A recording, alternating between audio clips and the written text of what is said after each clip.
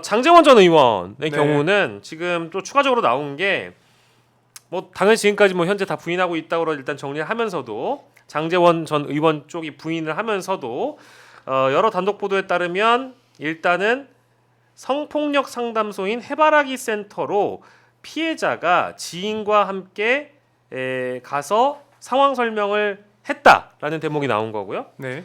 그래서 JTBC가 앞서 보도한 그렇게 가버리면 내 마음은 어떻게와 같은 내용의 문자가 그 무렵에 또 보내진 걸로 알려져 있고요.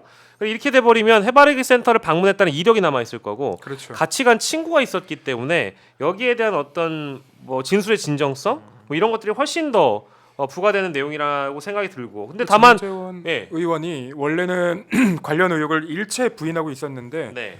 오늘자 JTBC 보도에는 오늘자 당시 함께 있었던 한 교수가 교수 이제 JTBC 취재진에다가 밝힌 것도 있습니다. 네. 날짜가 특정이 돼요.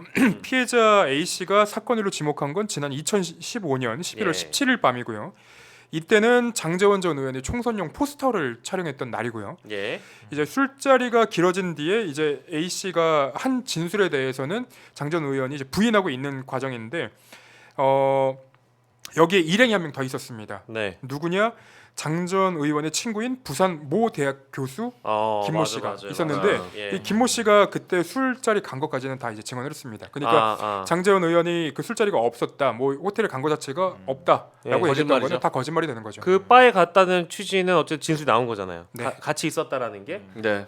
그러면 이제 이건 정치적으로 뭐 그냥 사망이라고 거의 네. 사망 선고가 아니, 내려진 성범죄의 특징상 어떤 물적 증거를 갖고 처벌하는 게 아니고요. 결국에는 그 피해자의 진술의 일관성, 신빙성, 구체성 그리고 거기에서 따로 나오는 이제 판사의 심증 가지고 하는 거거든요. 거거든요. 예. 그래서 이거는 뭐 충분히 지금 저 정도의 상황이고 이미 문자까지 확보가 됐다고 하니까 저는 주변 상황들을 다 유기적으로 봤을 때 이거 좀 피해 나가기는 좀 매우 어렵다 그렇게 봅니다. 예. 네. 뭐 이제 실제 수사 내용을 더 지켜봐야 되겠습니다만은 그리고 충격적인 내용 하나 더는 또 있어요? 그 장제원 전 의원이 이제 여자친구를 제안하기도 했다고 하고요. 뭐?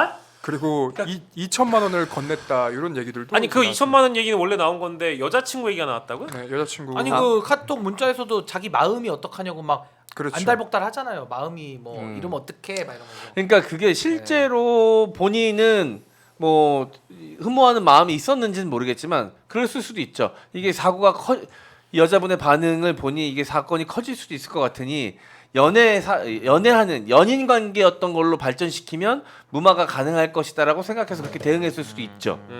왜냐하면 이게 연인 관계면은 그런 것들이 좀 더 그래도 잘 무마가 될 가능성이 좀 있다. 높으니까 그게 더 오히려 좀 불쾌하네요. 더 불쾌하죠. 예, 훨씬 그죠, 더 불쾌한 사안이죠. 옛날에 제가 피해자 입장에서 생각해 보면 그 강제추행 사건 하나를 취재하다가 예. 이제 그 강제추행 사건에서 가해자가 나는 강제추행한 게 아니라 연인 사이였다라고 이제 거짓말하는 걸 봤었는데 법리적으로는 또 그 연인 사이였다고 하면은 그 피해 나갈 수 있는 부분이 있나 보더라고요. 네. 네, 그러니까 그런 그러니까 제안이 이제 있었던 합의 거 아닌가. 여부를 이제 집중하려고. 아예 더 그러면 만약에 그랬다 그러면 더 죄질이 더러운 거고요. 그렇죠. 예, 뭐 어쨌든 수사 잘 받으시고 네. 예, 다시 그리고 모임합시다. 이 사건이 아마 피해자께서 여러 번 또 언론과 접촉한 사례도 있었어요. 저 기억납니다. 그 출연하셨던 방송에서 들었던 거 같아요. 네네네. 맞아요. 배재정 의원실 통해서도 접촉이 좀 있었었고, 그리고 또 KBS 쪽에서도 그 기자 한 분이 계속해서 접촉하면서 취재를 하던 과정이 거죠? 있었는데 예. 그때가 이제 2020년부터 2022년 사이인 걸로 알고 있는데 그때 이제 워낙 힘이 셀 때니까. 맞아요. 워낙 피해자분이 두려움이 워낙 컸던 걸로. 근데 그때부터 계속 진술이 일관된 부분이 있거든요. 예. 그렇다면은 뭐 이거는 거의 그야말로 빼박이라고 할 수 있죠. 아마 그 해바라기 센터에도 그 진술된 내용들 다 있을 겁니다. 그러니까요. 네. 예, 이게 이제 오히려 피해자 쪽의 그 제보자 쪽의 진술이나 이런 것들이 굉장히 일관성이 있는 것 같고 언론 보도 종합을 해보면 이제 첫 반응이 전혀 사실이 아니라고 부인했지만 점점 사실이 되어가는 것 같고요. 근데 제 변호 경험으로는요. 예? 이 정도 사안이잖아요. 99.99999는 거의 유죄 나옵니다. 진짜로. 네, 그냥 재반 정황이나 이런 것들이 너무 명징한 것들이 좀 많다 보니까 날짜가 특정되고 특정 행사들이 기억이 나는 구체적으로. 거 아닐까요? 네.